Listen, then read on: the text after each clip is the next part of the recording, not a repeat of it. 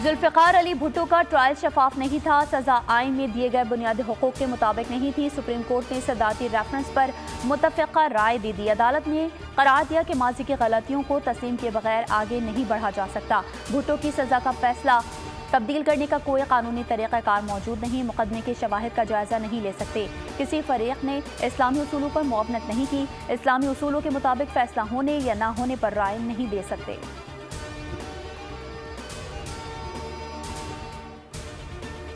तारीख दुरुस्त होने जा रही है। सुप्रीम कोर्ट ने तारीखी राय दी। बिलावल भुट्टो का इजहार इत्मीनान। कहा, अदालत ने तस्लीम किया कि भुट्टो को शफाफ ट्रायल नहीं मिला। फैसले से अदालती और जमहूरी निज़ाम तरक्की करेगा। निज़ाम दुरुस्त समत में चलना शुरू हो जाएगा।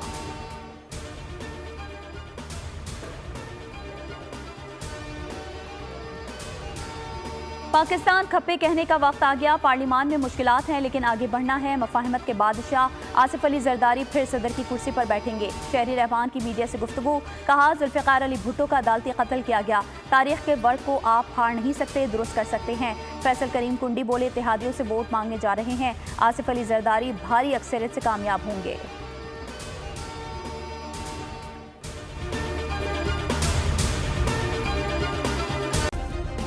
सब्सक्राइब करें और बेल दबाएं ताकि कोई खबर रह न जाए।